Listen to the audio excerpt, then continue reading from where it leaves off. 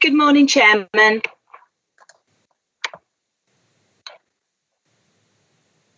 Good morning. Good morning to everyone.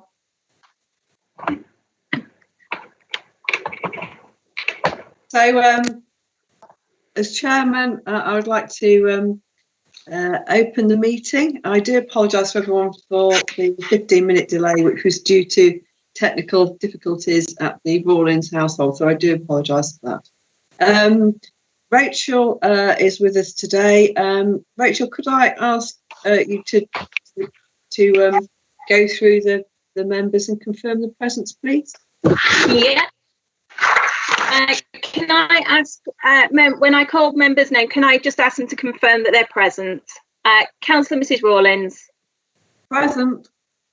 Councillor Spencer. Councillor Coupland. Present. Councillor Morn. Present. Councillor Parker. Present. Councillor Skinner. I believe we've got his apologies. Mr Holdenby. Present. Mr Middleton. Present. Can I also advise that the following officers are in attendance. Officers are not required to confirm their attendance. Mike Norman from Mazars, Lucy Pledge, Head of Internal Audit and Risk Management, Mark Surridge from Mazars, and Matt Waller, Internal Audit Manager. Thank you, Rachel.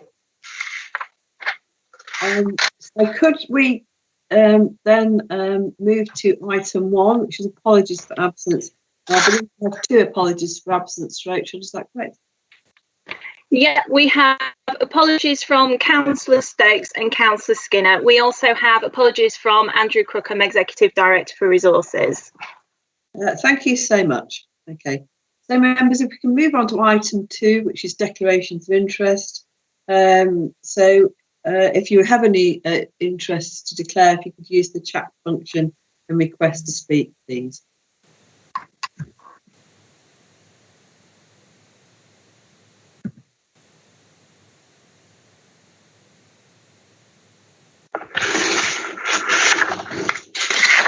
Okay. Okay. So then could we, having no declarations of interest, I presume, can't see any, could we then move on to the minutes of the meeting held on the 13th of July, please? And could I have if I propose those, could I have a seconder for those, please? Subject to everyone's approval, of course. I'm happy to second those, Chairman. Thank you, Alex. Thank you so much. So members are asked to raise their hands to the camera to indicate acceptance of minutes. Is that okay, Rachel, or would you like us all to do it verbally? Hands is okay if we raise hands. Okay. That's right.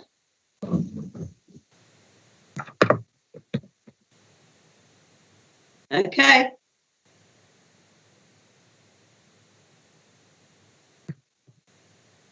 Hello. Sorry. Yes. Yes. Okay. I saw the hands. Yes. I'm trying to look at the chat function at the same time. You can see the chat, Rachel. Could you just let me know if someone wants to speak, please? Yes, I can. We don't have any indications to speak. No. Okay, thank you. Okay, and Lucy says we have Jill, Thomas, Michelle, etc. With us as well. Okay, so thank you for that, everyone. I'll confirm that those minutes are accepted by the committee. So if we move on to item 4, which is a statement of accounts. I know we've had a try and looked at these before, but there are a few amendments that Michelle will go through for us. They're pages 15 to 292 of the pack and appendix 1A, which we've had circulated separately. And I'd like to ask Michelle to introduce the report, and obviously we also have Mike Norman and Mark Storage with us from Mazars. So hello to both of those gentlemen. I'll pass over to Michelle and then the members for questions, please. Thank you very much, Councillor Rawlings. So as you've just said, the Audit Committee reviewed the draft accounts on the 13th of July, and it's probably just useful to highlight some of the changes from that. That there aren't any material particular changes in the accounts, and Appendix D gives you details of where there have been some minor changes, mainly due to presentation and some minor alterations of the way we're presenting things. We was hoping to have the final accounts with you today, and audit completion reports. What you have is a set of accounts that hopefully won't change too much before they're signed off.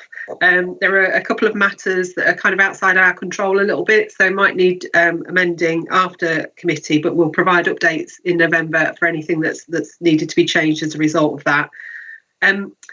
A couple of things that we did mention in July that we thought might be issues for us, and indeed have changed in the accounts or proven to be issues for us. We discussed the property valuation and some of the valuation of the assets in the pension fund in July, and the matter that we thought that there might be some uncertainty around the valuation. So you'll see in the pension fund accounts there have been some alterations to asset valuations in there, and the classification of some of the property unit trust valuations as well. And on the advice of RICS, the Royal Institute of Chartered Surveyors, some kind of material uncertainty around valuation clause built in there. So you'll see in the audit report and in our letter of representation regarding the pension fund, there's an emphasis of matter been highlighted there, just to kind of make people aware that there is some uncertainty around the valuation of those assets. The other thing we did mention at Audit Committee was something that we had an issue with. Well, not an issue, it was a item for note last year, was the outcome of the McLeod judgment and the Goodwin case. So these are cases that have been brought against the government to do with discrimination in the way that it's enacted the pension fund changes. We did ask for an updated valuation on from our actuaries, and we have had that back, and we do not consider the changes to be material. So we acknowledge that, and you'll see in the audit report and in our letter of representation, we have made a decision that because it's not material and it's a long-term liability, it does not misrepresent the accounts for the authority. So you'll see that in the appendix to the audit report and the letter of representation from the council. I don't think that there's in the covering report we've highlighted a couple of other things that's probably worth just mentioning. We've had an update from Mazars on the audit fees, and that paragraph there sets out that we've got some adjustments to the fees that are coming through from Mazars, just to do with the additional work that they're actually having to do at the moment. And also we've just put a reference into the Redmond review. So the review that was undertaken and has now responded back to government on the effectiveness of audit around our accounts and the financial reporting transparency. So that report's been issued. Some key recommendations have been highlighted in the report, and we'll wait for government to feedback on what our actions are needing to be made around that. So I can hand over to Mike now, or Mark, or I can take any comments now, or it might be easier to get. I think perhaps if we hand over to Mark and Mike, and then we will probably take questions at the conclusion of that, Michelle. Yeah, okay, thank you. Thank you, gentlemen. Thank you. So if I just broadly introduce, I think Michelle's made some really helpful points in terms of the implications around our audit at this point in time. The first thing I would like to say, though, is that obviously members are all acutely aware of the impact that COVID-19 is having across the authority, but also its finance teams. And I would like to purvey our thanks to say for the positive cooperation that we've had from officers throughout this period. Working remotely and delivering an audit remotely is a challenge, but we've had really good support and help from the finance team. Secondly, in terms of our audit progress, we are substantially complete, and we do expect to issue the opinion in line with the changed deadlines. There are a few matters outstanding and a few things that would be perhaps termed slightly unusual in terms of our opinion this year. The first one is just to reiterate that point around an emphasis of matters in the valuation of land and buildings. I will say that this is a sector-wide and an audit firm-wide point that specifically has arisen because of COVID-19. It is not due to any action or inaction by the local authority. Secondly, in terms of progress and where we are now, I would just like to say that as this is an unusual year, there have been a couple of matters that have kind of popped to our attention very, very late on in the process that may require some adjustments in the accounts, none of which affect the general fund. The potential that we're aware of at the moment is a presentational change in one of the primary statements to do with moving dedicated schools grant from what is currently accounting-wise classed as a usable reserve, but is ring-fenced. And the proposal is to move that to what's called an unusable reserve, and to properly and fully demonstrate that it is ring-fenced. Has no impact in terms of what you do, but it's it might be a little bit tricky to kind of work through. So we will run through that appropriately. There, Mark, because I don't think members of the public don't understand that isn't, although the county council physically hold that money, it is for the benefit of the school. So it's not. It is unusable by the county council because we can only have the school spend it. So and it looks a huge amount of money, but it really, we are effectively holding it in trust, are we not? Correct. It's never actually been usable by an authority, but in accounting terms, the presentation of that at the moment is that it sits within what's called usable reserves, even though it is not usable. The timing of that is uncertain at the moment, however, because it will require some work from the Ministry of Housing, Communities and Local Government in order to enact that through. Yeah. Those are the broad brush pieces that I wanted to set out in terms of the financial statements. In terms of the value for money conclusion on the council, we are proposing at this point that it will be a clean opinion. We are almost at a place to conclude. We just it is appropriate for us to hold that conclusion open until we get to the very, very final stage. But at this point, there are no matters that we think we should bring to your attention. At that point, I'll pause and just see if Mike wants to pick up anything on the council or the pension fund for members' attention. No, nothing else to add in relation to the county council that's not already in the report. Just to refer on the value for money conclusion, as we have included in our report, the guidance from the National Audit Office issued quite late did cover the need to consider the council's response to the COVID situation, albeit it's a 2021 onwards issue. We were expected to provide some coverage on that, and we've included comments regarding that, setting out our satisfaction, for want of a better term, with the council's response, and that we don't consider that to be a significant value for money risk for 1920.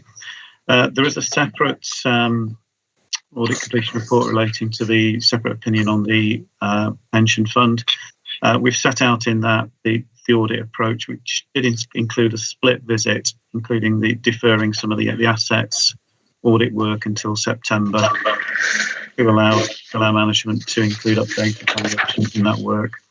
Again, similar situation to the county council. That work is complete, subject to the final review around the significant risk we've highlighted in the report relating to unquoted assets. And again, similar to the County Council, we're proposing to include an emphasis of matter paragraph reflecting the material valuation uncertainty that's disclosed in the statements. Again, not a qualification, a matter of process following the disclosure that's made. The other point we've referred to in the pension fund report is the other work that's carried out on behalf of other auditors as part of the pensions assurance. That work was completed last week and is now being subject to review. So again, we expect to be able to communicate those assurances through to the other auditors once that review is finally completed. I think Mark's referred to the letter of representation.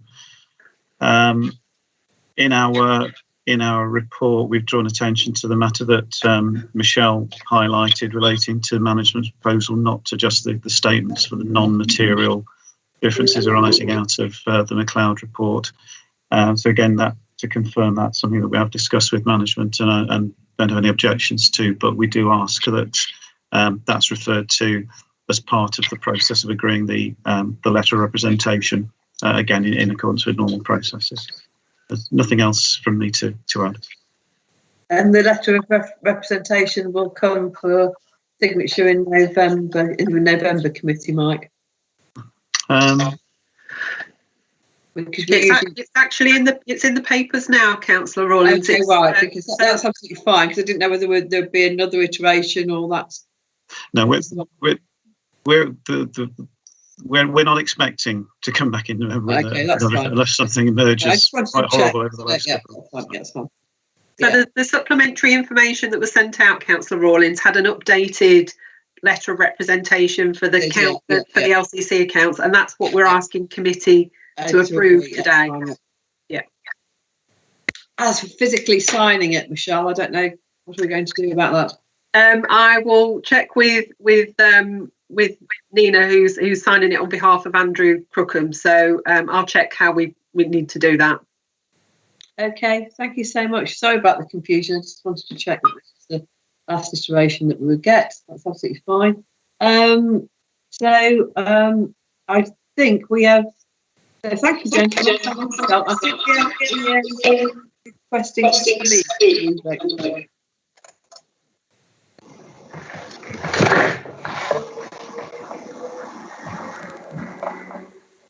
Right, Chairman, we have 3 speakers.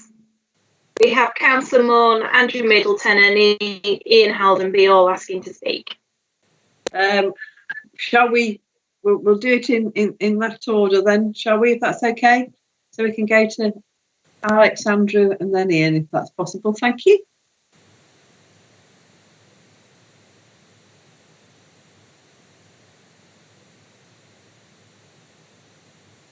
Alex, I think you're muted. Apologies, Chairman. Can you hear me now? We can, yes, that's lovely. Thank you. Thank you. I wanted to start by thanking Michelle and her team and also Mazars. I know myself how difficult carrying out an external audit has been over the last few months for auditors and clients. So it's good to hear that you're confident of meeting the 30th of November deadline and that on the whole, most of the work's now complete. And what I wanted to sort of ask about was turning to page 18, the increase in audit fees to begin with. Obviously, it's proposed a 37% increase in the audit fee. So what I wanted to ask firstly was, Michelle, could you explain what the approval process is from the public sector appointments company? How do they ratify and agree that on our behalf, and what say do we have? And can I ask Mazars as well, how is that calculated? Is there an hourly rate that you are using for the additional work that you've had to complete?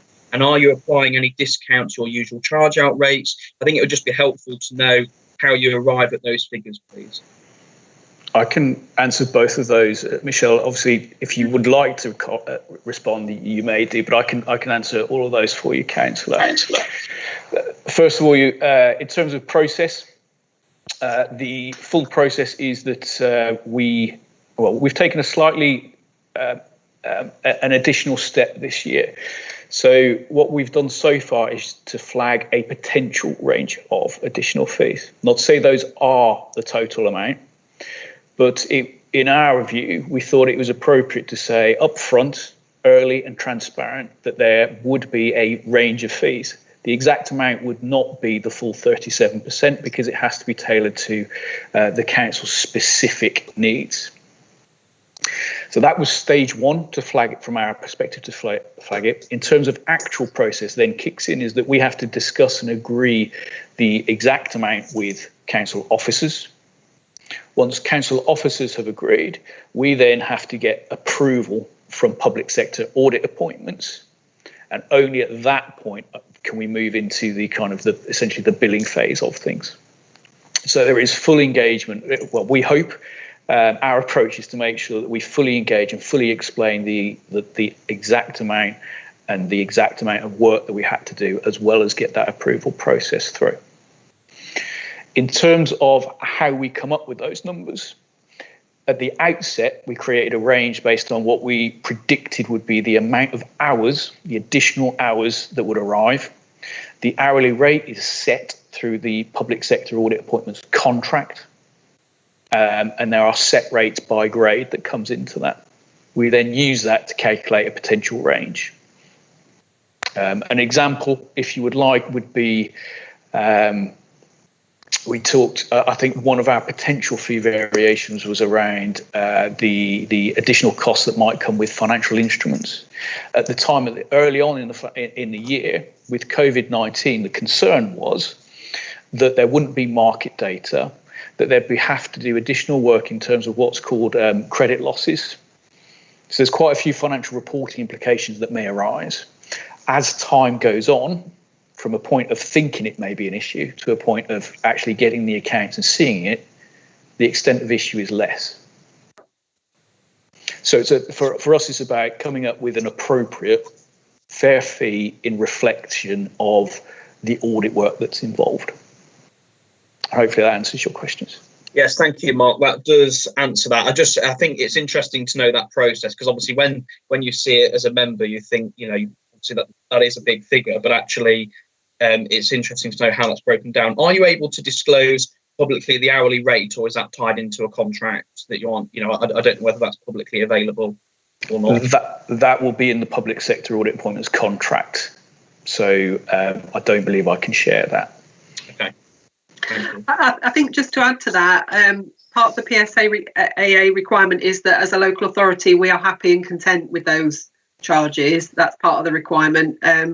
And I think the other thing is this information is probably available across other authorities, so you can probably benchmark and compare about how the charges are fleshing out. And it's not just us. This is common because this is additional work that all of the external auditors are being asked to do. So it's quite a common theme in terms of audit fees across local authorities.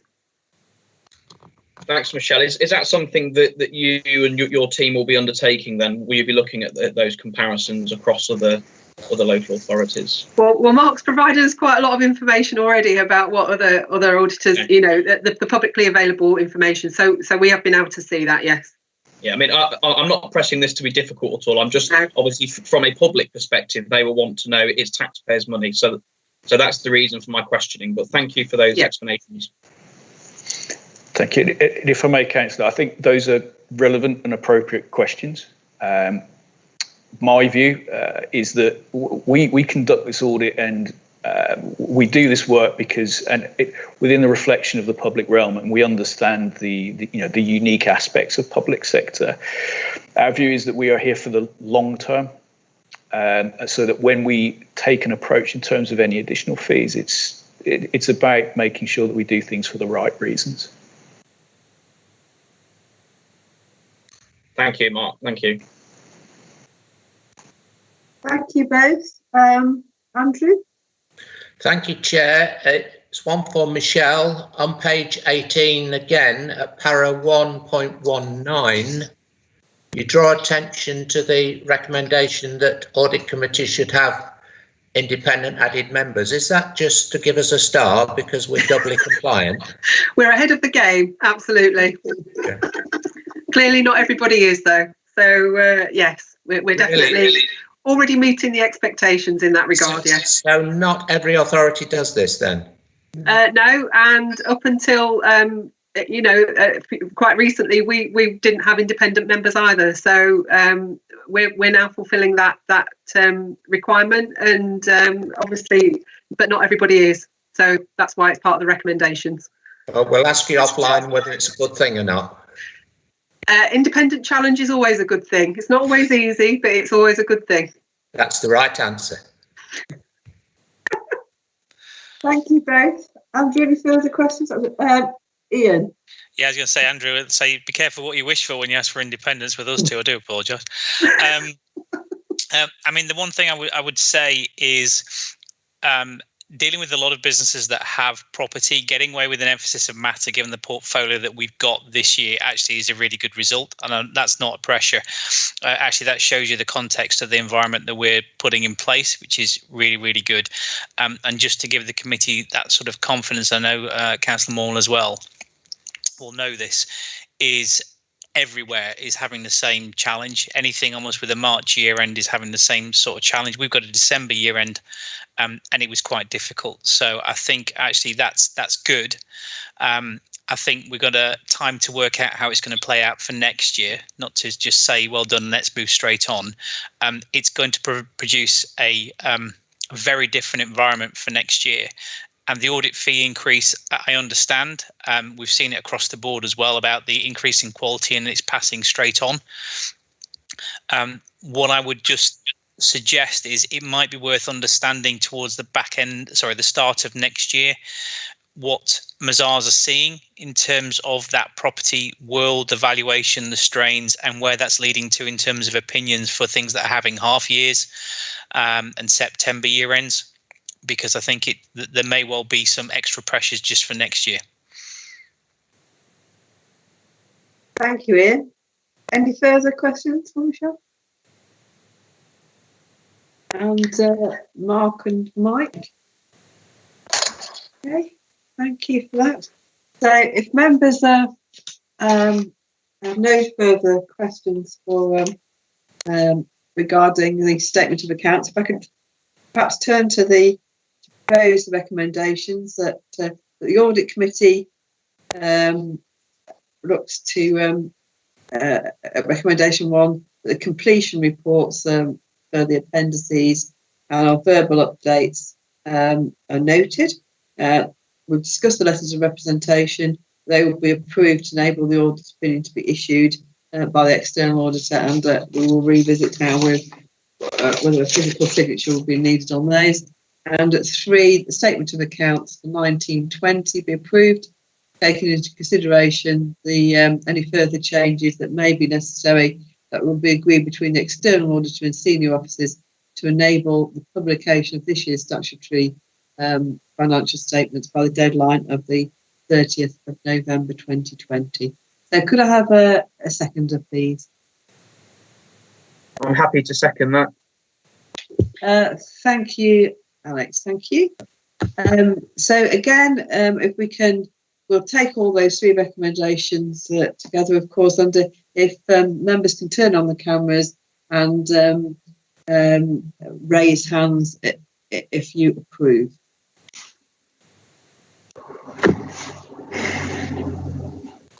Is that everyone? Can I ask Councillor Coupland to switch on his camera, please?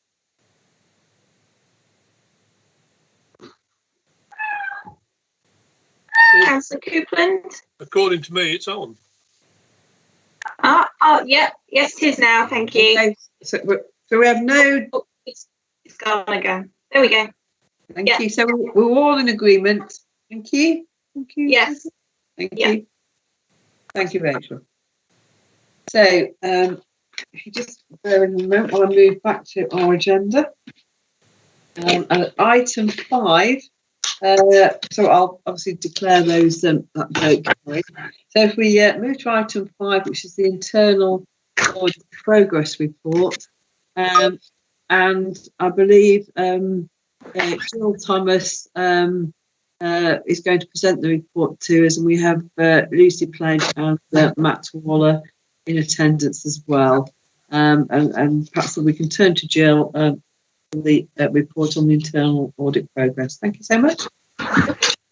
Thank you, Chair. Good morning, everyone. My name is Jill Thomas, and I'll be taking you through the progress report this morning. This report covers the period 22nd of May 2020 to the 31st of August 2020. It provides you with details of the audit work completed to August 2020. It advises on progress on the 2021 plan and the impact of COVID-19. It presents the updated 2021 audit plan and informs about any other matters that may be relevant to the Audit Committee role.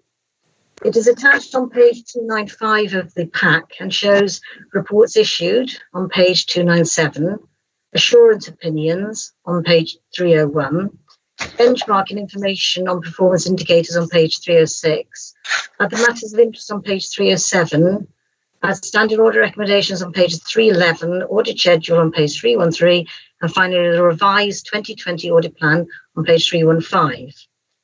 In summary, during the period we have completed 8 assurance audits and 4 consultancy reviews. We have 3 audits in progress as well, either at scoping or fieldwork stage. And we are pleased to report that the outcome of our audit work shows no significant governance issues, with all of our assurance opinions being given high for 2 of them or substantial for 6.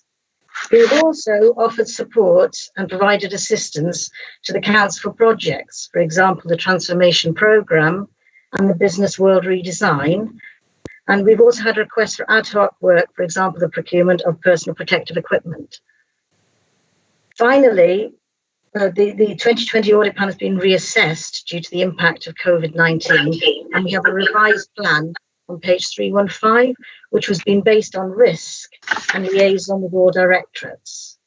We're also very excited to let the Audit Committee know that due to the internal promotion of a principal auditor level, we've appointed a new senior auditor to main capacity in the team. He has been appointed from Grant Thornton and will bring particular expertise in IT and data analytics. And that's the end of my summary. If anybody would like any questions, please go ahead. Thank you, Jill. So, members, do we have some questions for Jill, please? Alex, no, is it Andrew? Sorry, Andrew. Sorry, Andrew. Thank you, Chair. Jill, pages 301 and 303. There's high assurance on the care costs assessments. Mm-hmm. 301. Yeah. But I'm hearing and experiencing, given that care assessments, continuing healthcare assessments have been suspended since March, some anxiety about both the lag in processes being completed and also the potential financial risk to authorities of this. Obviously, the NHS is the biggest payer of this bill, but continuing healthcare and care costs are often complicated by the joint arrangements through better care funds, etc. So my question is there an emerging greater risk of assessments not being carried out and potentially families and cared for people being wrongly assigned costs, i.e. up or down, and is there a financial hit on that? And my second question on 303, accounts payable, I think we in the public sector have a greater duty at this difficult economic time to ensure that we pay our suppliers, particularly small business suppliers, on time. How are we doing on that? And could anybody lever the charge that we are putting local businesses out of business through dragging our feet on paying invoices? Thank you, Councillor. I can answer the first one about annual care assessments, but I might ask my colleague Julie Cassadine to help on the accounts payable one. The annual care assessments, the audit was carried out in March and April. At that time, they have got, and I can give you assurance, they have now got in place very strong governance and monitoring controls. So they have they look at the regularly all the information. It goes to the adult care director, assistant director, and there's a big team there that monitor it on a regular basis, all of the care assessments. They also perform a large amount of quality, the data quality on the actual assessments performed. So I appreciate there are concerns going forward, but I can reassure you that they have got a lot of controls in place and monitoring performed, vast amounts more than they ever used to have, which will enable them to mitigate the risk of all the things going forward. If I may come back, Chair, you said it was done in March and April, and that was a different time from now. Yes. So I would simply challenge and urge that you might go back and ask if they are equally confident, and you are equally confident as a result of 5 or 6 months suspension. That's it. We have the combined assurance process that is in place at the moment, so we're just starting that. And as a result of that, then we go back and we will be then challenging them on all the things that happened in place. So that will be something that we will be asking meetings with them going forward. How are your processes? How are they managing to? How do you get your assurance now with all the changes? Get those assurances.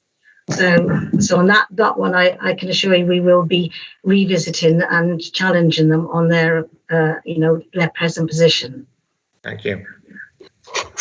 Julie, could you help on the adult the accounts payable one, because I'm not that sure on that one. Yes, of course.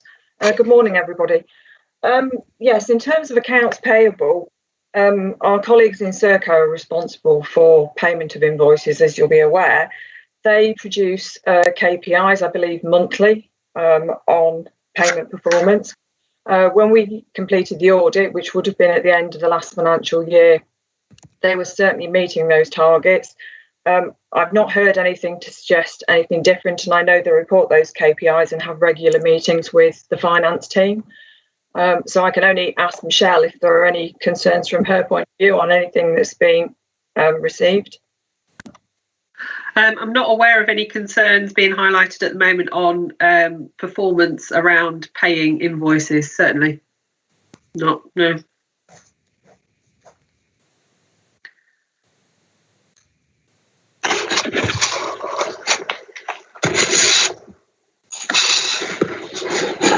Any further questions for Jill or Julie?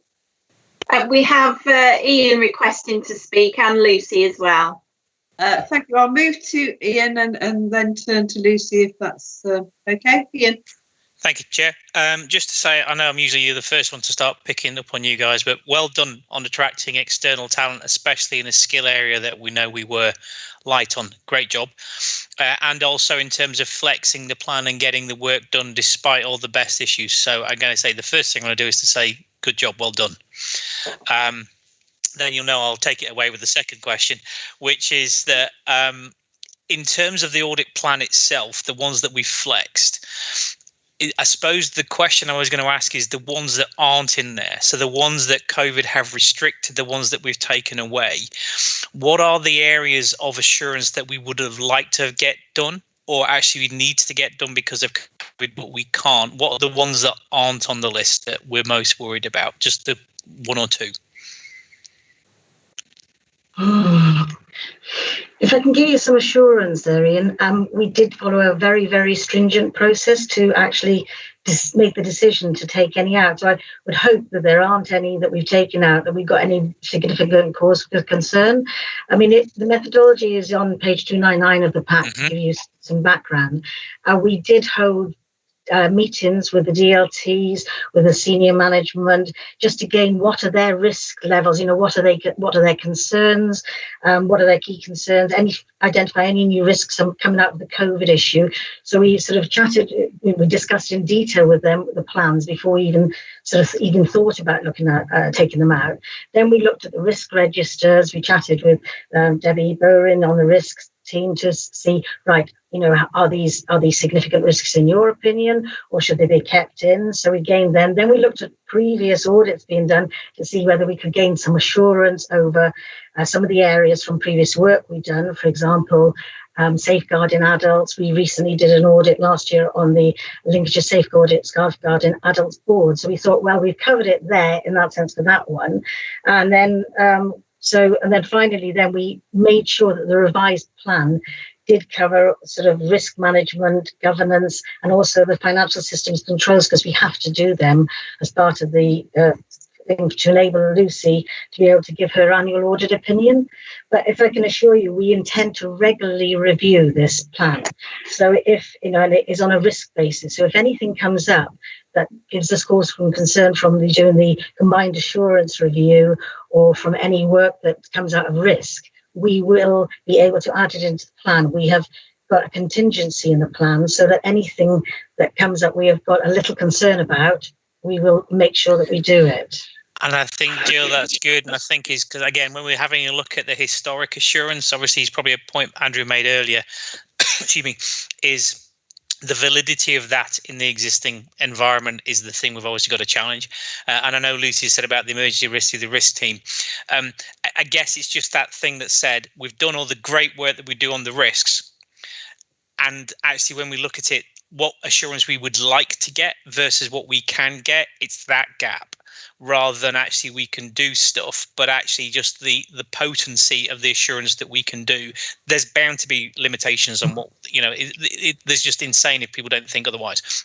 And it's looking at those that said, actually, is the council fully cited on the ones that everybody's just like, we would, but we can't. And it's those that just I'd like to just tease out a little bit more. If we can't, that's quite a very specific question. I would like to know if there are a couple of areas just like that again is making sure the council is fully cited. That would be my question. And I might need to come back to you on that. Absolutely fine, not a problem at all. And I think it's less for me. It's making sure that the council is cited, so the business as well as the audit committee are in that space. But if we can, and if you guys come back and go, no, we're comfortable, we can deliver the assurance we want against the areas, there's no delivery gap, then that's fine. Yeah. Thank you. Thank you, Ian. Any further comments for Jill from members, please? Yes, please, Chairman. Alex, thank you. Thank you. I'd just like to echo the comments made about showing that flexibility, amending the plan for emerging risks, which is good to see and gives us a good level of assurance over that. And also the external appointment, congratulations on that as well. That's great news. The point I would like to draw specific attention to is on page 312 of the agenda, which is the outstanding recommendations from previous audits. This point to support reliability. So that audit took place in November 2018 following the collapse of Carillion, and I think it's just slightly concerning that we're still in a position now where those lessons learned, if you like, those recommendations haven't been put in place. I think it mentions in the agenda pack 2021 for that to come to light. Given the current situation we're in, where a lot of our suppliers are undoubtedly facing financial difficulty, perhaps our job as an authority would have been made easier if those recommendations and lessons learned had been learned a lot earlier. But I just wondered if we could have some comments on that, please, and on some assurances. Work, the work now being done with suppliers following on from those previous experiences with Carillion. I'm hoping maybe Matt could help you on that one. I'm not that sure on that one, Councillor Moore, sorry. Matt, can you? Have you got any thoughts on that? Thanks, Jill. Thank you. I think, again, I kind of refer to the combined assurance work that we do and the way that we pick up areas through that. Certainly that's something, contract management, procurement, that sort of supply reliability is something we'll be looking and teasing out during combined assurance. And again, if that comes up as a big risk, that's an area we certainly pick up on. I think the assurance I could give you is we're working really hard, I think, on our sort of continual oversight and information gathering through audit across the council. So where these areas come up, we sort of pick those up and cover those off as key risks. Thank you, Matt. Okay, Matt, thank you for that. I'm just I suppose what I want to know really is why it's still an outstanding item on those recommendations. What lessons do you think we haven't learned yet? Why is it still outstanding?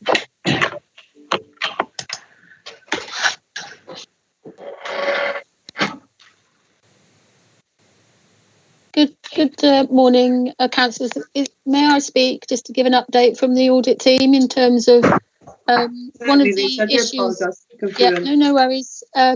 It's good to see the team respond directly. So, but it's just really for me, it's important for me on my head of internal audit opinion, and one of the areas I'm picking up Ian's and Alex's point really around assurances. So I've asked for a bit more of a deeper dive into the outstanding recommendations to come to the November meeting. So we will be picking up those, and we've also working with the risk team have clear oversight around emerging risks and the assurance by CLT. So it's CLT that we're actually striving to have more accountability over the risks and assurance and the control environment through our reporting. So all the progress reports and the reports that come to you go through the corporate leadership team before they get here.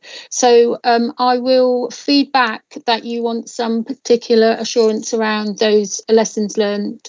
And also in relation to the resources, we never have sort of unlimited resources to assure on all the critical activities. So that is picking up Matt's point. The combined assurance is a vital thing for a risk and assurance intelligence for both the leadership team and the audit committee. So you will be getting that insight from the corporate leadership team in your February meeting, where you will have the board really hear leadership to actually give an account on those. So if there are any other areas of a particular interest, and we can obviously feed back around the lessons learned on that matter to them. And then finally, through the COVID, the commercial team have been working very much through and with our suppliers, absolutely supporting the supply chain.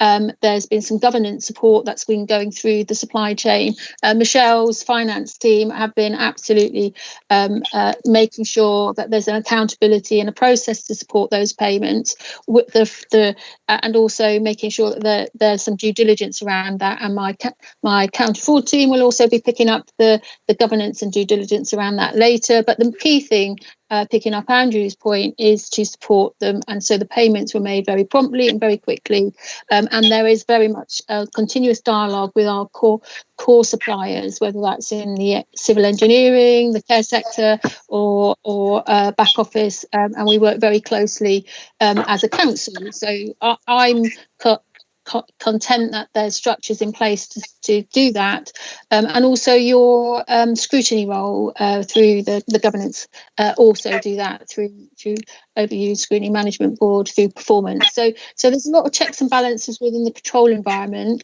but we bring that all together to you through the combined assurance. And I'm pretty sure that where there's any risk that we're not actually giving assurance directly, you will get that indirect assurance through or that direct assurance through the accountable managers, through the combined assurance. As the third line of assurance, we can't look at everything. That's a key issue for any internal audit function. We risk-based, and that risk-based, as Jill and Matt has fed back to you, is continually looked at. So we have regular liaison, and any changes are brought to you so that you can see where we aren't getting or doing the third party assurance. You can get that direct assurance from the actual accountable manager if you've got concerns. So hopefully that's a bit of a ramble, but hopefully that gives you a bit more context. Can I just add to that in terms of that specific example there around Carillion? It might be helpful just to add a specific action that I know was taken. So one of the issues we did pick up with the Carillion was the time lag between us doing our due diligence around looking at their accounts and looking at their financial sustainability to letting of the contract. And that was very prominent in terms of when we worked with highways to let the more recent highway maintenance contract. We did that work at the beginning. So the finance team always do that due diligence work on these size contracts, on big contracts. We look at suppliers' financial resilience and performance. But what we did with the highways contracts and what we're doing with these large contracts is we continue to do that due diligence through the process right up to letting the contract now, which I think was part of the problem with Carillion. There was some time lag between our due diligence work and the actual letting of the contract because of the time the procurement process takes. So that's obviously quoted as a specific issue that was picked up, and that was a specific action that was taken out of that. So I just thought I'd feed that back. Just come in, Michelle.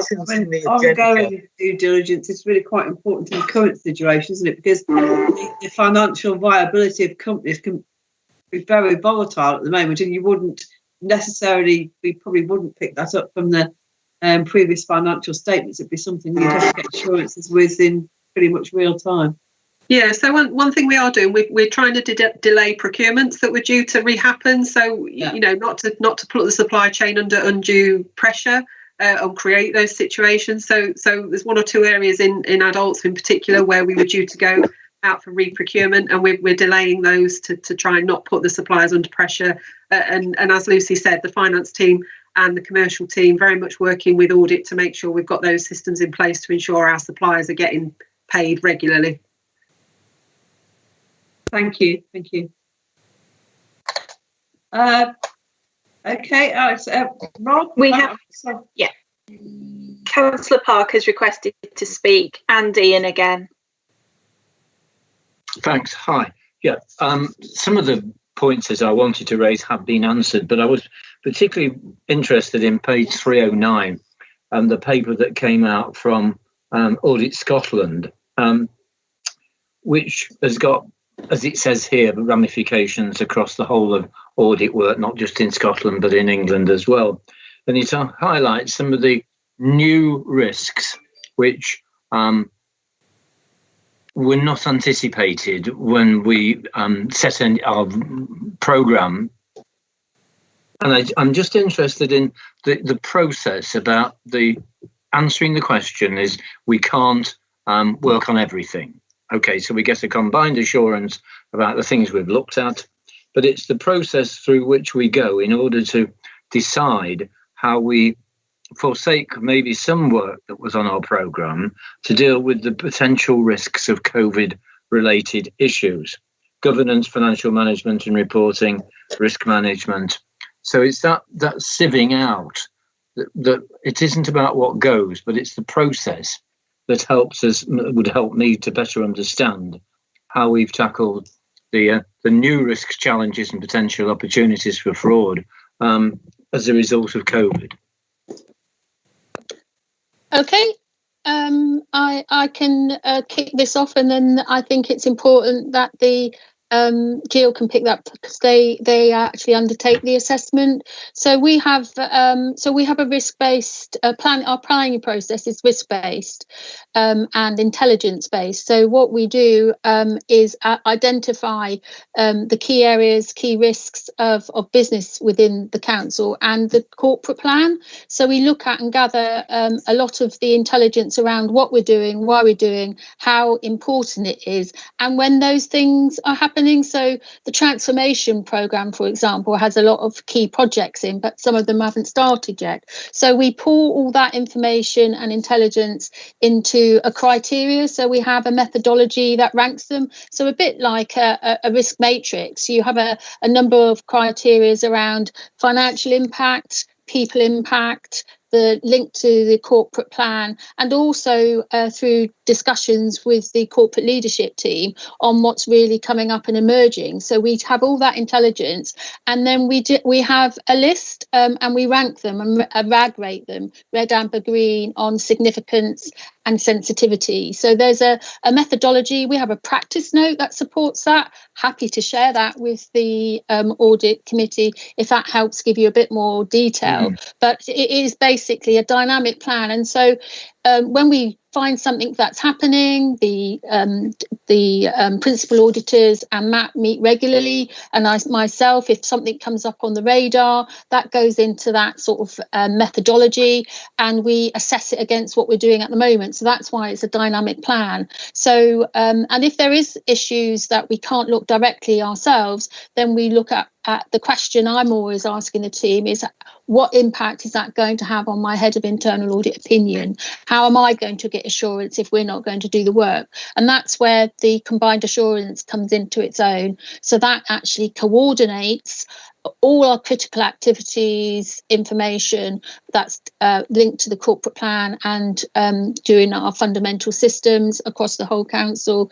It looks at all the key projects, all our strategic and operational risks, and it asks the team coordinates that assurance intelligence around the 3 lines of defence or assurance model. So getting an accountable feedback from the accountable manager, coordinating the intelligence through the 2nd line of assurance, which is what you guys do, what the risk management do, what performance do, health and safety, and then all of that then again is RAD rated, so you get the assessment over all the areas of the council's business, whether we've looked at it or not. So that actually is a key bit of intelligence, and that also helps drive our plan as well. So if we're leveraging assurance somewhere else, that's clear for you to have a challenge, and if that risk profile changes during the year, which can happen, then that is also revisited in the decision making and what we look at and what we don't look at. And Jill can sort of go through the practicalities of how that works, but that's the methodology. But we can definitely share the practice now. I'm just in the process of updating it. So we call it a dynamic planning process because it's all based on risk and assurance intelligence. Jill, do you want to add anything to Councillor Parker's question? I think you've covered most of it, Lucy. I'm not quite sure what else I can add. I mean, apart from the fact that, like you said, we assess them, give them the like a RAG rating. We give them a percentage overall based on risk, value, any other factors we're aware of, and then it gets put in this plan. And then so we know we can prioritise the audits based on that, and then. So then the lower risk ones or the less significant ones we can take out. And that's exactly the process after seeing all the directors, the DLT meetings, looking at risk rate, the risk registers and things like that. That's how we then made our decision to take anything out. I don't know whether there's anything else I've missed. I suppose the only other thing for Councillor Parker, which I didn't cover then, was we also have networks of things that are coming on the radar. And also if there's any issues like, for example, that's raised today, Andrew raised something around the carers assessment. So we'll pick that up and I'll circle that back and ask the team to just do that checks and balances if there's some informal intelligence coming through the process, because it's not all about what's hard evidence. Sometimes it's what's coming through the informal channels. So we do follow those things up. So we do look at emerging risks, what's been put on the radar through our networking with Mazars, with other heads of audit. So there's a lot of sharing of information, and as you can imagine, that gets quite a big list. So once I get the list, the team then looks at what resources have we got. So that's how that's then worked, squares that circle that Ian raised. And if there's anything that we can't do, then again, it's for me to think, well, how can I get assurance on that? Or if I make that clear that we haven't looked at that piece of area, and the CLT can then make a decision if how they and yourselves, how you can get different assurance, or actually if something else needs to come out of the plan. Okay, could I just come back with one simple question? To what extent has the original red, amber, green risk assessment been changed? Not the assessment, but the features within it by the introduction of new risks as a result of COVID. Has the red areas been changed substantially to introduce the new risks as a result of COVID?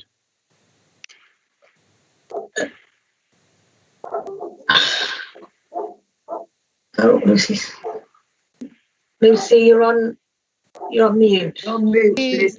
that usual. I apologise. I'm not muted now.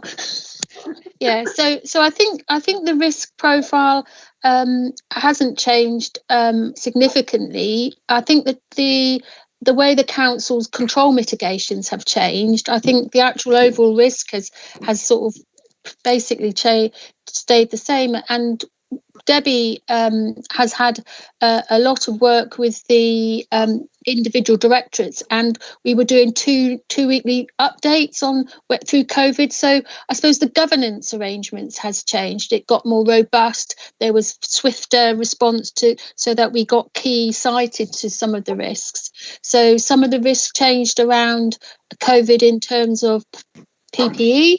So they came up, some of the things around the assessments. So they did change in terms of how they went. I wouldn't say there's any more red, but they did at this moment in time, but they did fluctuate between red and amber when we were going through. And what CLT wanted was a faster pace of risk intelligence. So the system responded to that and gave their 2 weeklies update. It went to then a monthly, which is where it is now. And obviously now that we're moving into the autumn, some of those systems will be revisited because it's becoming more ramping up again, potentially with the second wave.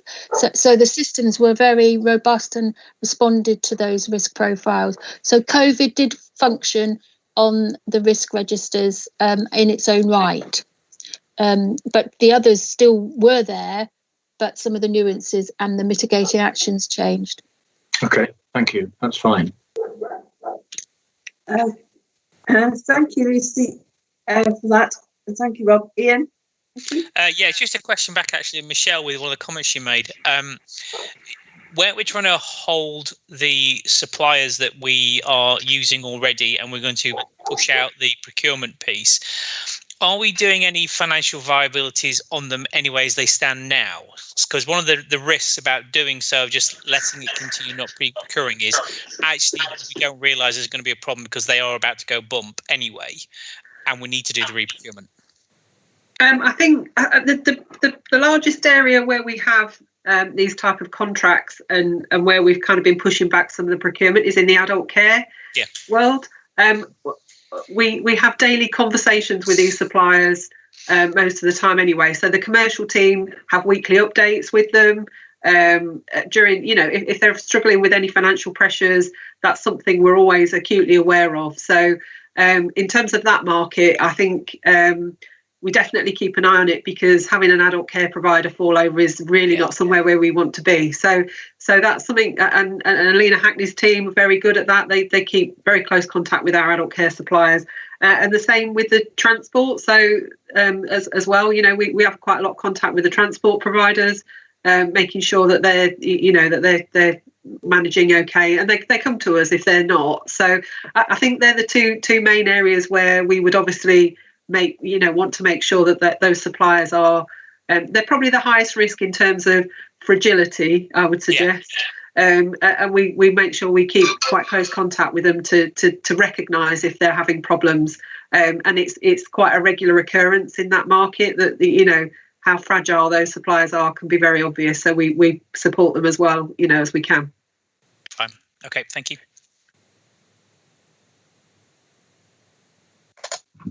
Chairman, it looks like we've got Councillor Skinner indicating to speak. Thank you. Okay. Thank you, Chairman, and good morning. I'm sorry for my late. No problem. We had a little late start because of my technical difficulties, which I apologise for. I was virtually challenged this morning because I had to be in 3 places at once, and I'm good, but not that good. I'm really reassured around the conversation. We've talked about COVID and the challenges and the very dynamic situation for companies at the moment, some of which is totally out their control. Throwing just another curveball. No, I've not heard anybody mention the B word, Brexit. Obviously, that's looming. How are we going to deal with that? Thank you. Thank you, Paul. Another very large question. Michelle.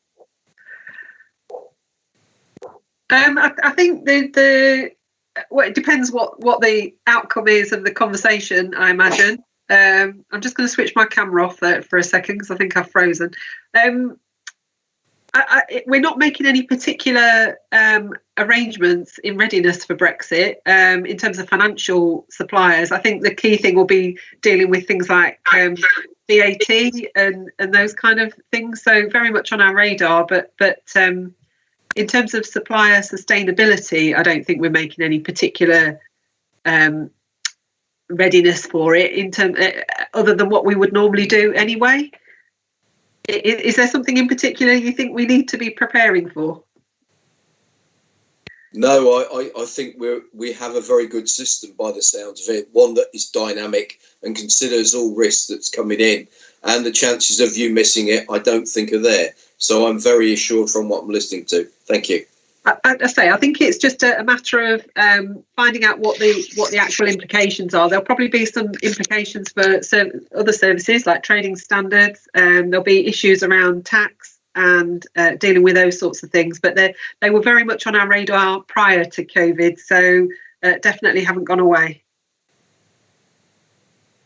Thank you, Chairman. Can I just add something to Michelle's? There was a Brexit working group prior to COVID, so and Debbie Bowring was on that. So what I'll do is find out what the governance arrangements are going forward with that, and just feedback to the Audit Committee. Thank you very much, Lucy.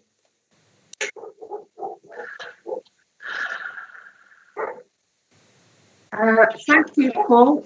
Just one point from myself, if that's okay, if we've concluded with other questions. I was just looking at the comments regarding the Hoople platform. I hope I pronounced that correctly.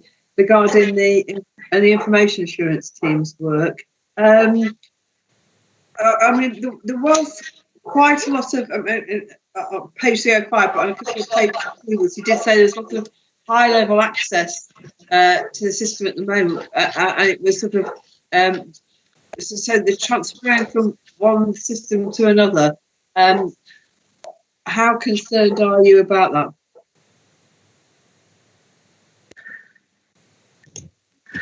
Is that maybe one for Julie to respond to? Yeah, that's what I was thinking, actually. Yes, I was going to just refer it to Julie.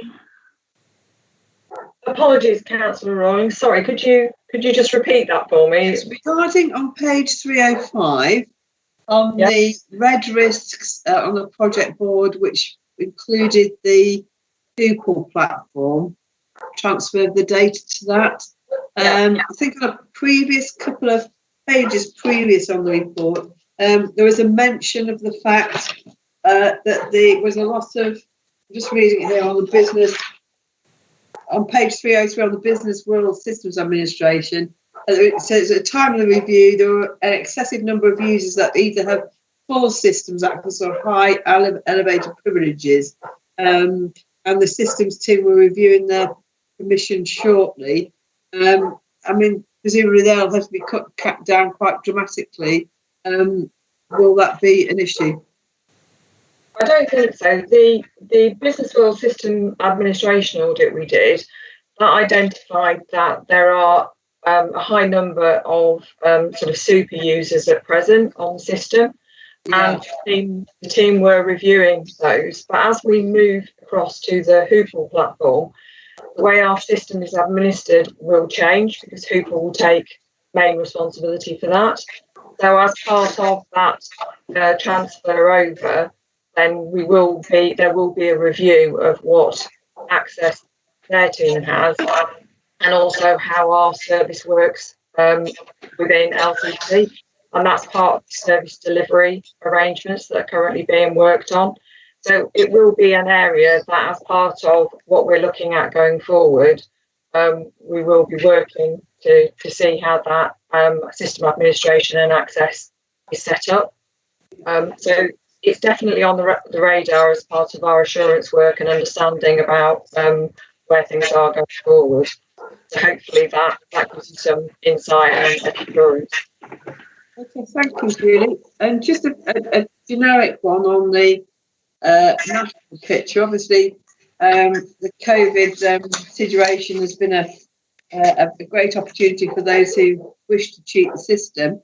And I was just turning to Lucy here and asking, within Lincolnshire, have we had any evidence of the small business grant fund being misused, or have we been generally free of that? Because obviously, yeah, people have been impersonating other businesses and what have you, but I think it's been very well received by those businesses who really needed it, I have to say.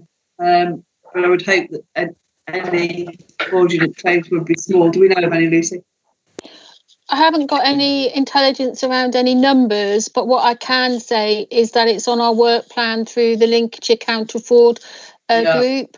At the moment, obviously, there are other significant priorities in terms of responding to COVID, but what I can give you assurance is that we will be revisiting that back. It may not be within the sort of next 3 months, because of the work requires a lot of support and help from the districts, and they are obviously really ensuring that they support the businesses.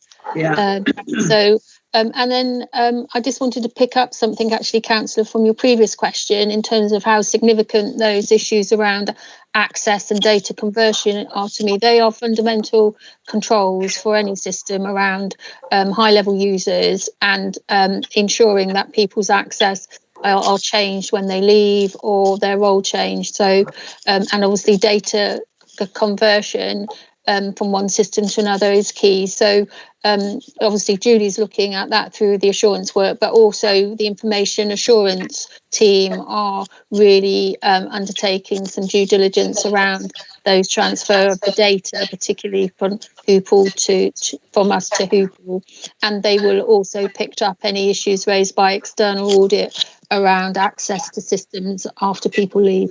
Thank you for that, Lucy, because obviously that was part of the audit progress report.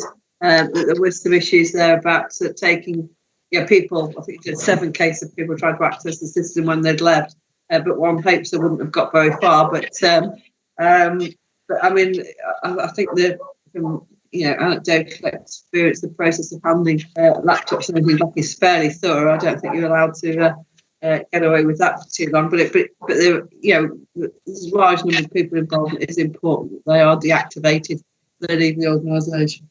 Yeah, so David Ingham is looking at that directly, and obviously Julie will be picking up on the control regime and was informed of that. Michelle passed that information on, so she will be looking at that directly as part of the assurance as well. Okay, thank you. Do we have any further questions on this one? No. Okay. So if I move to the recommendations, I'll propose the following: that we note that comes to the internal audit work. I think we've discussed those quite thoroughly, particularly regarding the larger contracts that we've discussed, and we've also I think we've made some meaningful comments regarding the 2021 internal audit plan and the issues regarding that. So if I can propose those 2 recommendations, and could I have a show of hands, please, for members if they're approved? Thank you. Sorry, Chairman, do you have a seconder? No, I don't. I do apologise. Could someone please second me? So important. Quite happily second that, Chair. Thank you, Paul. Okay. Hands up for those who approve then. Were you unanimous on that? Wonderful. Thank you very much. Okay, so I note that those have been confirmed that those 2 recommendations have been approved by the committee. So if we can now move on to paper 6, which is the risk management progress report, and we'll move to Debbie Bowen, who's going to go through this because Debbie's our principal risk officer. Thank you, Chairman. I would I would like to present the committee with the risk management progress report and take it as read. I just want to highlight the key messages. As highlighted on page 323, we have been busy working with services in identifying their red risks and issues arising from the COVID-19 crisis. We have been regularly reporting to CLT on this and continue to work with services going forward. Also on page 323, you will see that we have been moving forward with the governance review, and within the report, it shows our progress to date. On page 324, we've highlighted the risks on the strategic risk register, and further detailed movements of risk can be found within pages 335 through to page 337. We also continue to work with the directorate groups in identifying their top risks for their directorates. On page 325, we have highlighted our aims going forward over the next few months, which include populating and using the new risk management system, Sharp Cloud. That's all I'd like to say. I'm happy to take any questions. Thank you, Debbie. Questions for Debbie, please, members. Do you have any questions for Debbie? Let's have some. Lucy, would you like to give us any comment on the risks at the moment, please? Lucy, no? Okay, yeah, we're coming in. I think I suppose what they're going to ask. Yeah, no worries. I think for the audit committee, one of your key roles is around ensuring that the risk management processes are effective. What you've had today through the audit team and risk team is some assurances around that process continuing to work and actually ratcheting up or getting more robust during COVID. So the processes and systems work really well.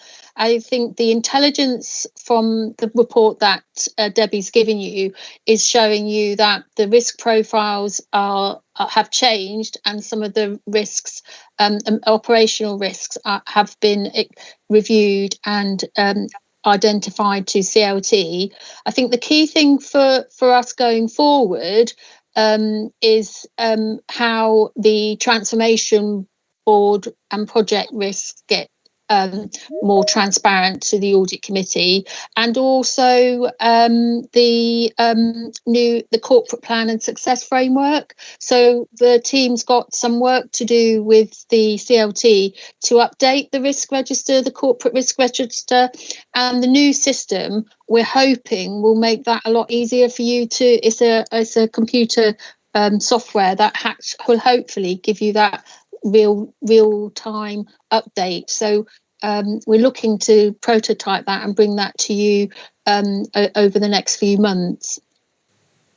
But the risks haven't really changed. If you see what you got, COVID obviously, but with safeguarding, I suppose they've become picking up Councillor Parker's. Some of the mitigating actions have meant that you've got limited assurance where you would have had substantial assurance before.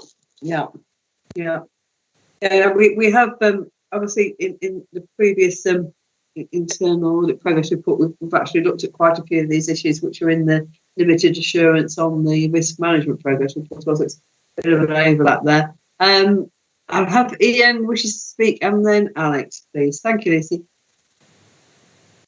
Thank you, Chair. Hi, Debbie. I suppose my question is, the new systems, I'm looking forward to it. The answer is it's still only as good as the information going into it. So that one. Have we had a look round at other of our peers in terms of their experience of their risk environment? Because again, I suppose it's that question that you check and you challenge yourself, that whilst we have a view that the risks are doing this in certain areas, and as Lucy said, actually what we've got is the assurance actually is dropping against those risks. How have we had a chance to have a look around the rest of the world and say, actually, they've started seeing risks that we probably hadn't caught before or were quite low, but they've seen, raised considerably before we kind of realised it was going to happen? Yeah, absolutely. Thank you. We regularly review, as previously mentioned in the previous item, we have a number of networks. So we, for county councils and the districts. So I'm fully aware and keep abreast of all what's risks, strategic and some of their operational risks across the, like I say, the county councils and the districts. We have networks for that. And we compare, and we do a comparison exercise, usually yearly, but with COVID, things have slipped a bit. However, usually annually, we do an exercise where we compare and contrast the risks and the controls to see who's got the top risks, what are they, is the common themes, things like that. So we do actually do that. I suppose my question is, given the timing of this is doing an annual review, that's under the old previous norm world. It's a case of, are they seeing anything that's rapidly shifting, and how we spotting that? Thank you, Lucy. Can I pick in that? So Debbie might not be cited to do that, so she gets so as the head of internal audit network, I go through the county councils. So we obviously, and through the Institute of Internal Auditing, and also through the alarm, we get intelligence through that, and we get that continually. So we asked all the COVID risks. It's very different, that different councils, some went really quite operational, some went district, went quite operational, some of the counties were more strategic. So we asked all the head of internal audits through my network, what are the key risks, what are the COVID risks, and I got a list as long as your arm, but I shared that with the risk team. I also looked at it and shared it with the audit team. So we get that. I got that in May, June, July. So we get that, and I've got another meeting in September. So whilst Debbie's correct that the process is annually for benchmarking and things like that, actually it's more dynamic than that. We get that regular liaison, and we've been doing that through our networks. I have quarterly networks. So Lucy, could I just ask you, so to interrupt, that's the process. Was there anything that came out of it that you kind of like a bit, it rapidly raised? I'm looking for specifics rather than just. All right. So no, there wasn't anything that wasn't already on our radar. Okay. So there wasn't anything that came through the process that actually identified anything different. What it did show was basically the differences between the organisations and how we responded. I think one of the things that I suppose was clear is how councils did the lessons learned from COVID first phase. So and the process that they've gone through. So there were some people did more of a rigorous formal COVID lessons learned in June. We did a more of an informal, let's see what we need to do, more dynamic, I suppose. So that was the only difference that I found, is that some of my peers had actually done a COVID audit now. Okay. So we didn't do a COVID audit now. Exactly. Yeah, exactly. So, but we did one obviously every quarter. Exactly. Yeah.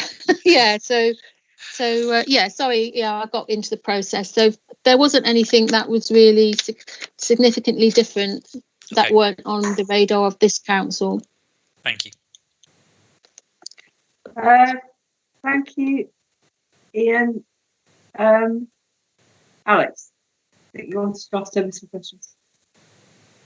Yeah, thank you, Chairman. I just wanted to draw attention to page, I can just find it, it's 337 in the agenda pack, which is the heat map.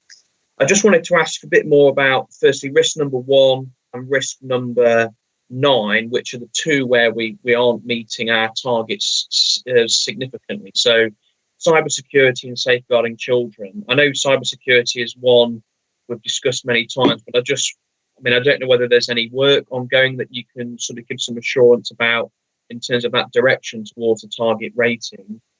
The other point I wanted to ask was about, I don't know whether it's just because I haven't remembered this, but this difference between dark and light amber, I don't remember seeing that before. Maybe I'm mistaken, maybe it was on the previous year's register, but I just wondered if you could explain the difference between the two, really, because I think normally we know amber as amber.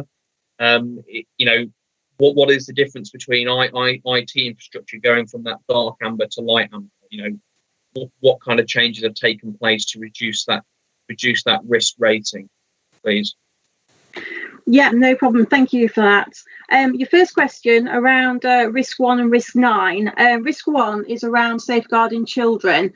The reason it's gone from an amber to a red is the controls are not being as effective as previous, as reported. Mainly, the dental appointments is one of the targets, one of the controls, and the availability is significantly reduced because of COVID-19, so they're not made to meet all their requirements. And the immunisation also reduced, as some are administered through schools, and these have been closed. So therefore, again, there haven't been the numbers, so the targets haven't been met. So that's the reason why it's gone from amber to red. With respect to risk 9, which is your cyber, this is continuous, and it is because the main control is around Microsoft Windows and the old platforms. And there's still a lot of work to be done on that, and therefore it's always going to be red until we can limit that.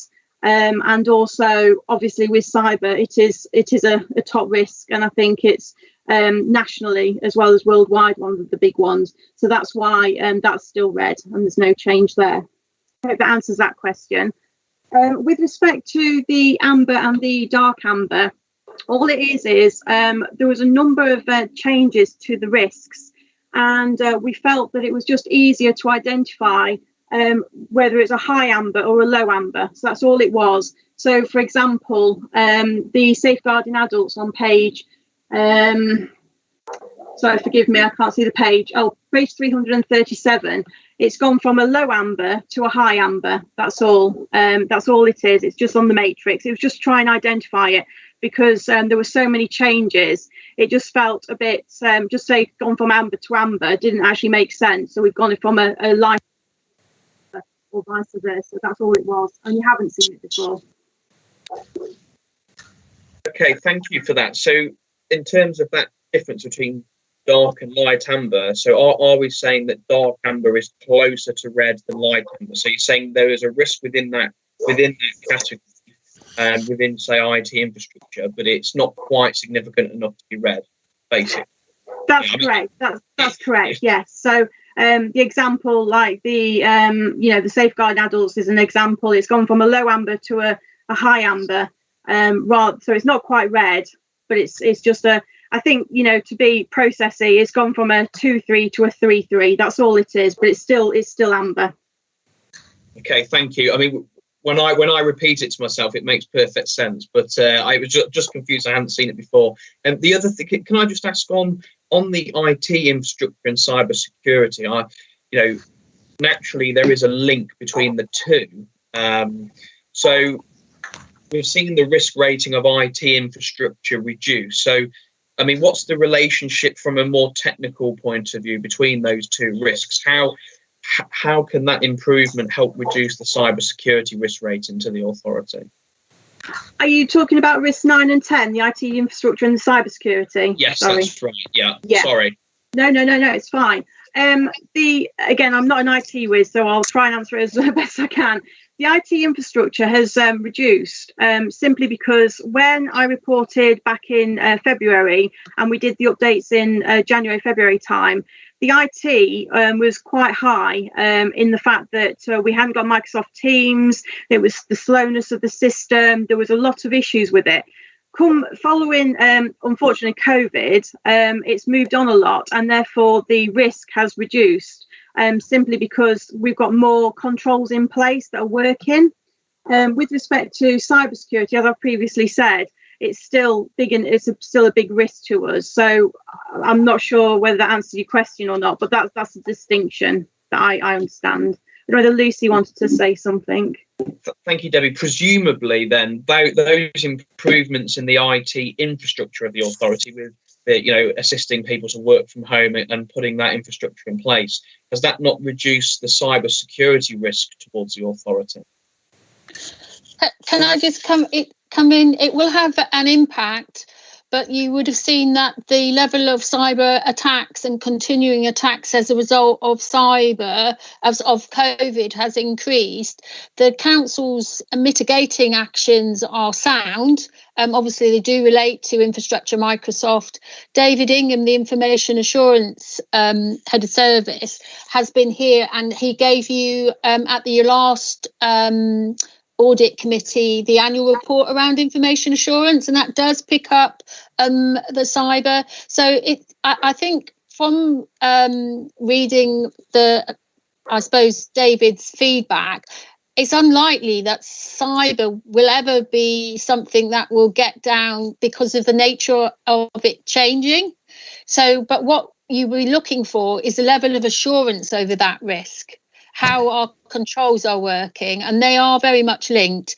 So the information assurance annual report gave us some comfort around our processes, but the risk registers and the particularly around cyber recognises the changing landscape and the continuous way hackers and attacks are both national and regional and local are increasing. So that's really why those two are interlinked, but maybe not even if you've got infrastructure to low risk, everything's working effectively.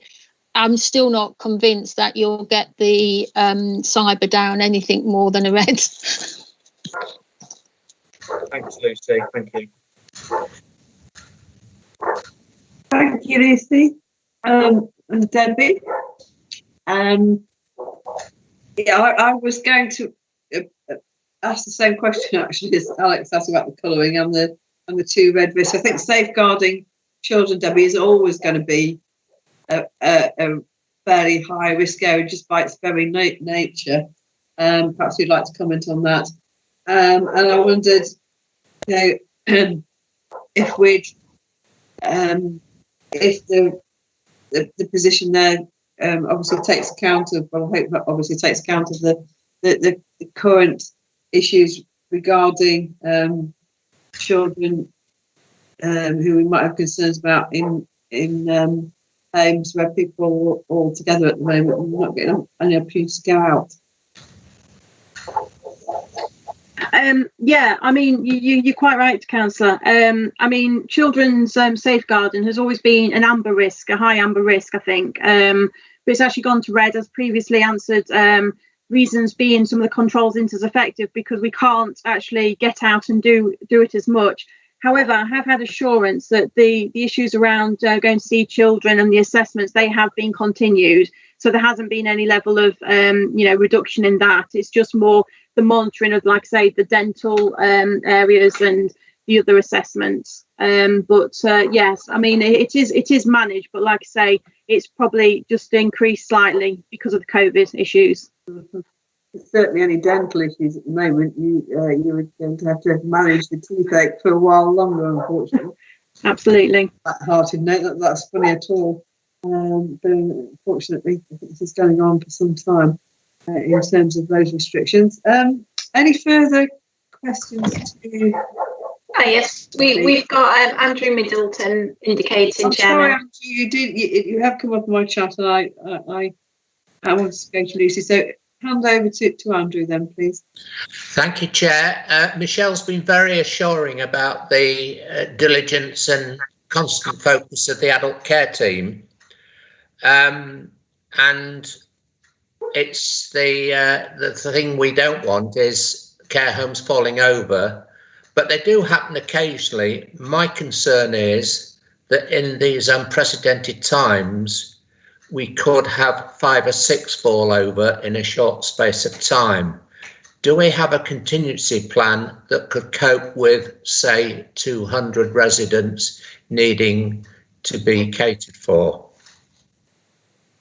I'm sorry, I won't be able to answer that. I'm to be perfectly honest, with the conversations I have with Glenn Garrett, the executive director for that area, he is well aware, and I think it is one of them things that it is on his radar. So I'd be very surprised if they didn't have a contingency plan, but I'll have to get back to you on that one and confirmation. I don't know whether anybody else is aware. Sorry. I suppose all ultimately, Andrew, the contingency is that we pay to keep them running.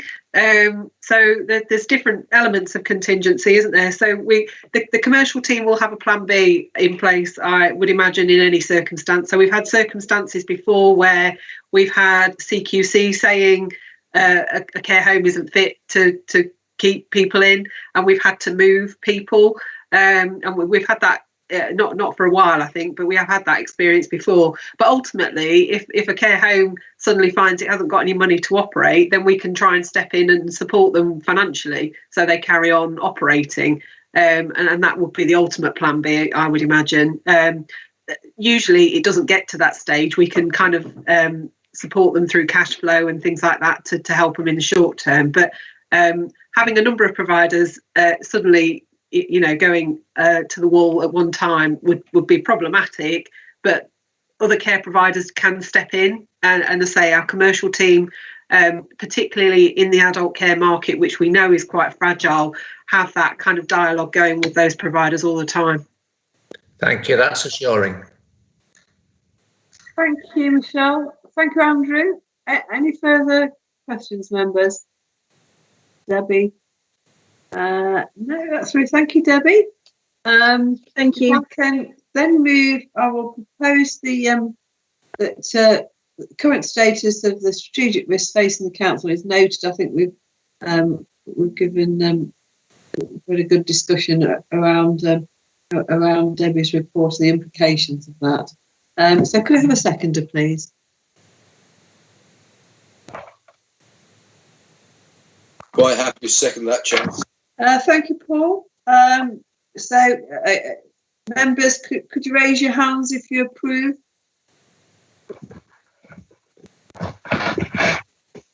Is Councillor Coupland able to switch on his camera, please?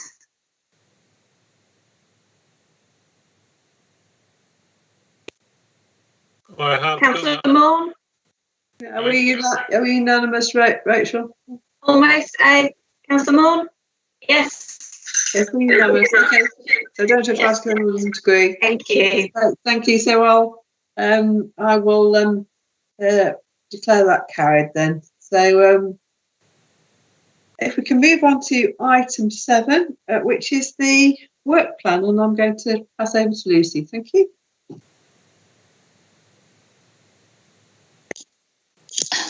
Thank you, Chairman. So this wraps up and pulls together your work plan for the next 6 months. So I'll just focus on November's. So one of the key things coming to the next committee will be your annual report. We had the survey, so thank you for those who completed the survey. I'm just analysing the information for the annual report, so that will be brought to you for comment and feedback around your effectiveness and the key messages that you want the committee to give council in December. And then the other key things are around the whistleblowing and forward progress report. So those will be the key areas, and if there's anything on the accounts, hopefully there won't be any changes. So it's really over to the committee. Are there any particular issues or things that you would like on the work plan going forward? Just before people comment, Lucy, just for members to note that I'm attending the informal executive on the 10th to go through the draft report, and then we will confirm that on the 16th of November. This is in November for the annual report to go to full council in December. Okay. Any questions on the work plan, members? You're happy with that? Again, I think we'll in terms of training, Lucy, outside probably the work plan, what plans have we got for anything of that nature in view of the limitations of not being in a room together and doing it on Teams? I'm just thinking about how we can have a workshop to look at the governance arrangements. Obviously, we were supposed to have that workshop with the corporate leadership team, just to look at the areas of change and picking up some of those issues. We've obviously got the corporate leadership team coming to the February meeting. So I will be looking to see what training that individuals need or request. We usually have risk, culture, but I think there's been some material around COVID. So if the committee would like a session on that Scottish document and areas where going forward on the risk side, picking up some of the conversation that we've had this morning, it's just trying to keep you informed on the fast pace of change. So we were going to try and use virtual training for maybe an hour, little bite size. We've got a couple of networks that are doing it, so I'll take learning from that. So if your committee is happy to do virtual training, then we'll take that forward. Yes, that'd be a really good idea, Lucy, I think. And I say if we kept it to about an hour, that sort of it makes everyone quite punchy. Then we'll probably do 2 rather than 2 or 3 hours something all in one go, which I think would be a little bit too much virtually. But that sounds a really good idea, and it would keep us up to date with developments, because things are so fast moving at the moment. Yeah. Any more comments on the work plan, members? No. So we have that for your approval, and so if you could indicate your support or otherwise in the usual way, please. Thank you. I didn't ask for a proposer. Could I have a proposer, please? I'll propose, Chair. Thank you, Alex. I don't know if it's a tiny crucial. There we go. Are we all unanimous? Yeah. Yes. Okay. Yeah. I see everyone. Okay. Right. We're now going into the exclusion of the press and public. So I'll read out the exclusion, and I've proposed that under section 100A for the Local Government Act 1972 as amended, the press and public be excluded from the meeting for the following item of business on the grounds that it involves the likely disclosure of exempt information as defined in paragraph 3 of part 1 of schedule 12A of the Act. Could I have a seconder, please? Happy to second that, Chair. Thank you, Alex. So if we can just have a vote on that, please. Thank you.